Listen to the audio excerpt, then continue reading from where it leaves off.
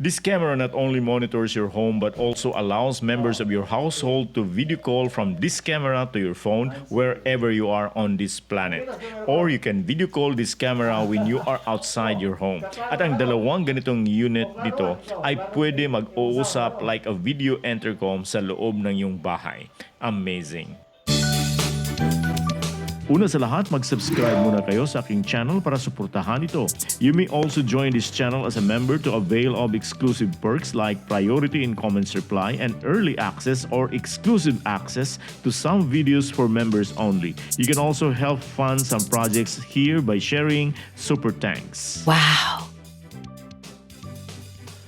This is my first time to hold this type of camera and I'm glad to have it temporarily after joining YouTube Shopping Affiliate Program in October. Temporarily because hiram lang ito mula sa seller on Shopee via the shopping matching. Isusuli ko to after this review together with the other camera, the V380 Pro Smart camera. Mula to sa V380 Pro CCTV World Store on Shopee. Check my previous video about this camera. On the other hand, this is the IMCAM video or IMCAM video calling smart camera and rebranded by its seller V380 Video Call IP Security Camera.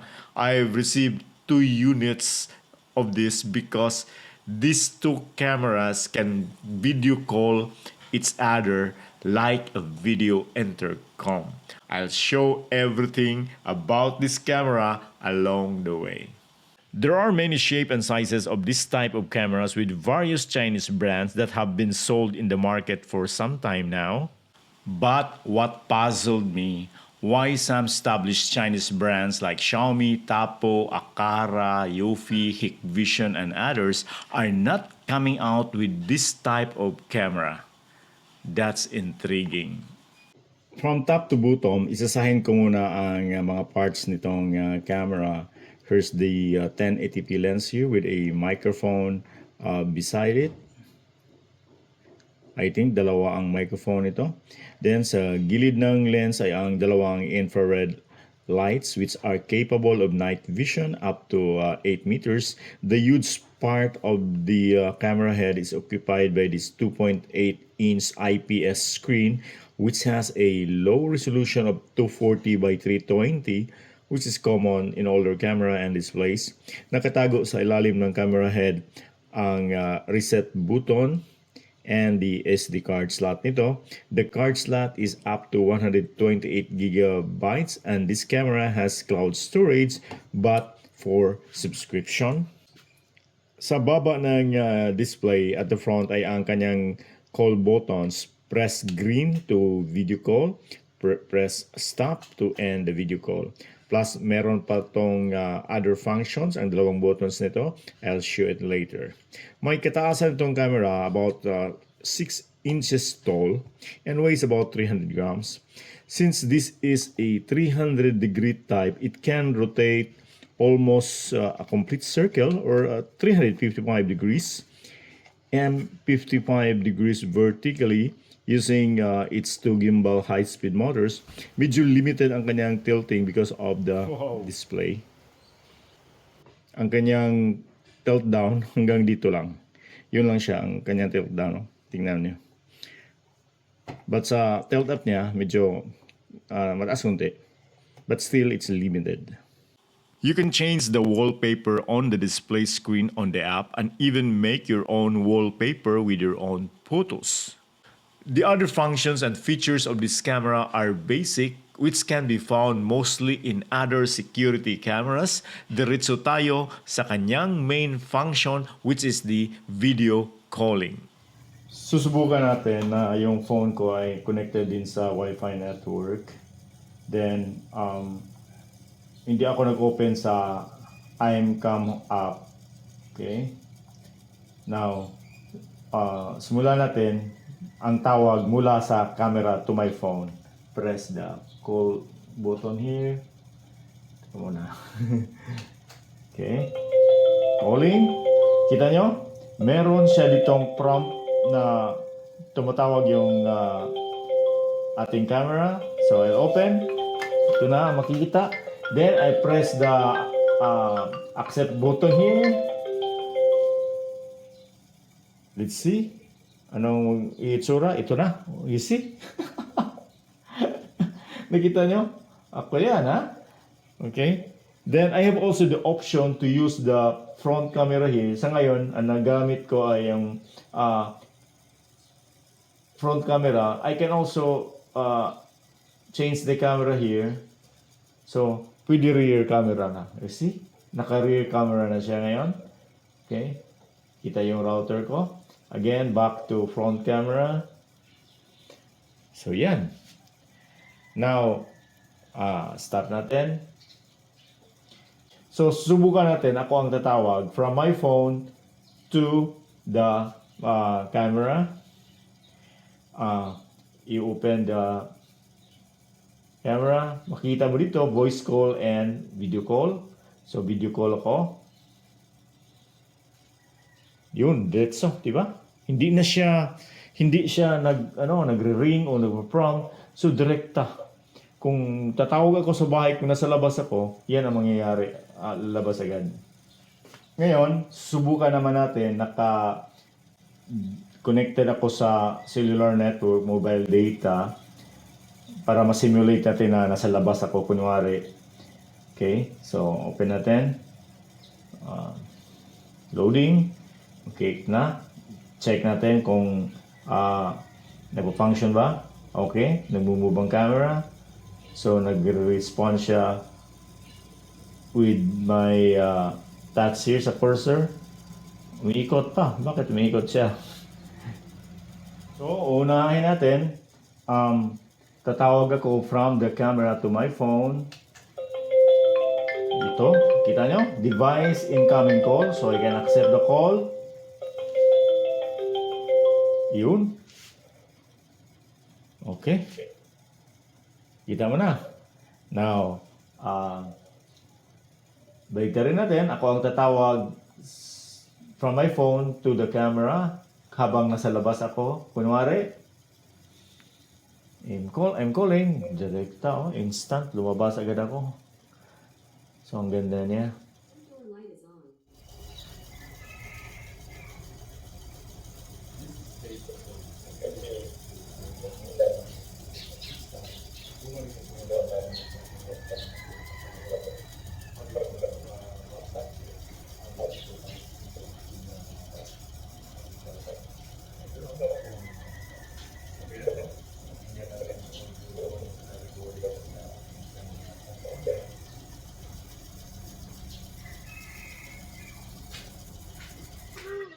Hindi masyado maganda ang aking internet signal ngayon. It's slow and intermittent. It's under 100 Mbps. May problema kasi kami ngayon. Di pa inayos ng aking ISP. But ito yung signal from my camera. Yung isang video calling camera na nilagay ko doon sa loob ng kwarto. Nag-play ko ng music ngayon. Sometimes dito, putol-putol yung sound niya. But may mga oras na may times na maganda siya. Tuloy-tuloy yung sound from the camera. Yun din ang sabi ng seller, the muffled and intermittent audio during the video call could have been caused by the slow internet connection. These past few weeks, meron talaga kami problema sa internet speed as I told you in my previous video. Nevertheless, sinubukan ko naman ang camera-to-camera video calling using the two cameras sent by the seller. Itong camera ito, hindi lang pwede ito makatawag sa ating app on the phone, pwede rin siya tumawag doon sa kapareho nito na unit. So, ibang unit. Kasi dalawa to, tatawagan ko yung isang unit. Calling. Then, mag-appear din siya dito sa phone na tumatawag siya. Okay? Pero, titingnan natin yung isang camera sa itaas. Ito, sasagutin natin. Okay. Answering. You see? Yan ang camera sa sala ko, sa dining room ko. Yan. Okay, nakita yung cellphone ko nagsushoot doon sa camera. Okay. Pakinggan natin. I do not know kung okay ba yung sound doon. Answering. You see? Yan ang camera sa sala ko. Okay, nakita yung pakinggan natin. I do not know kung sound doon.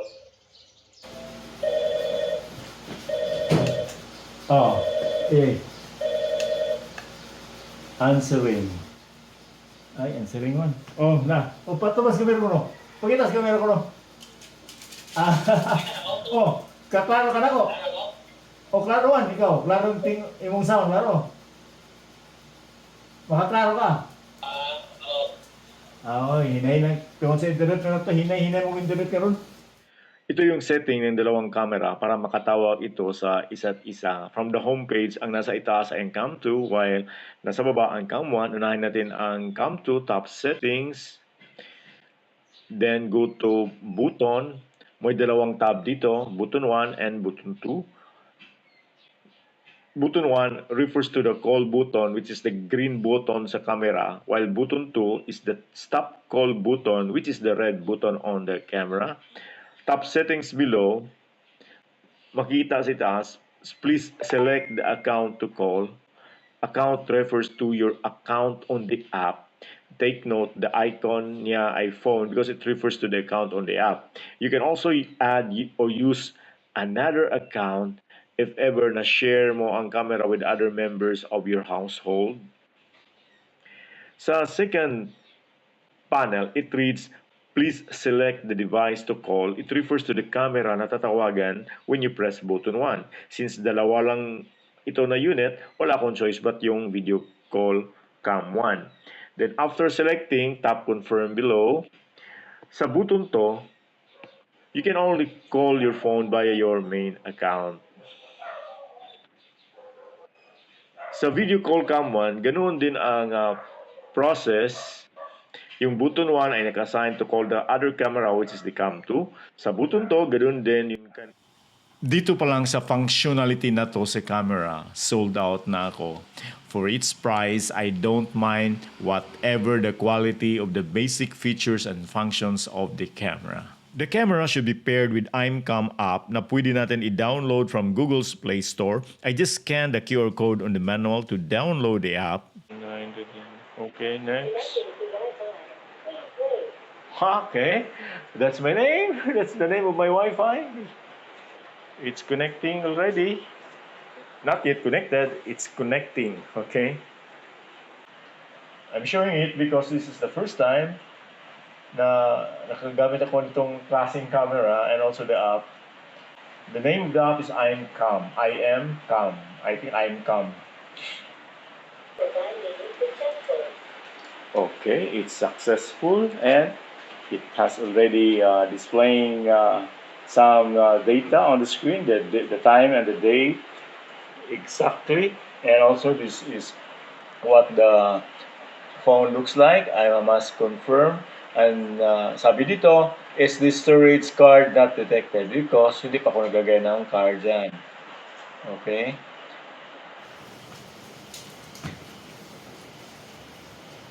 Wow. The camera moves like that. As a regular IP security camera, this too can detect motion and tracks moving objects including human. Dahil ang lens ito ay 1080p lang, far from the Quad HD or 2.5K and 4K cameras now readily available in the market, expect the HD quality video as it is. Ang ganda ng picture niya, di ba? Kahit gabi Ang ganda. Its viewing angle or field of view is up to 120 degrees. Its 8-meter night vision is a little below the standards of established brands na merong sobra sa 10 meters ang aabutin.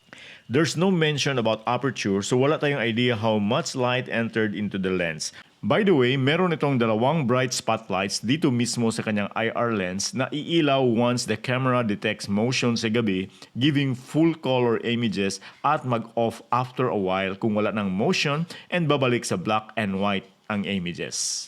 Of course, it's capable of two-way voice calls from app to camera with its microphone, picking up sounds at a shorter distance of only 4 meters. Of course, tulad ng ibang camera, you can also initiate voice call from your phone to the camera. Itong recording nito is from the speaker of the camera. Ito naman ang audio mula sa cell phone while I am speaking in front of the camera. Ito naman ang mula sa other camera. Kung magsasalita ka sa harap ng camera during the voice call, ang camera ang tinatawagan mula sa cellphone. Hindi mo makita yung sarili mo dun sa screen. Ang makikita mo lang ay yung display, yung kanyang wallpaper. Kasi naka-voice call lang ito. Hindi video call. For just about $20 or 1,000 pesos, hindi ka lugi sa camera na ito. Kung hindi man outstanding ang kanyang audio during video call, kung mahina ang ating internet speed, but you can use this for other purposes, ginagamit ko to communicate with my pet na nasa baba lang habang nasa bedroom ako pag gabi. Sa bed mo sleep? Again, this product is tagged on this video. The channel will earn a small amount of commission out of your purchase if you are using the link in here. And that's a big help. Daghang salamat, bye.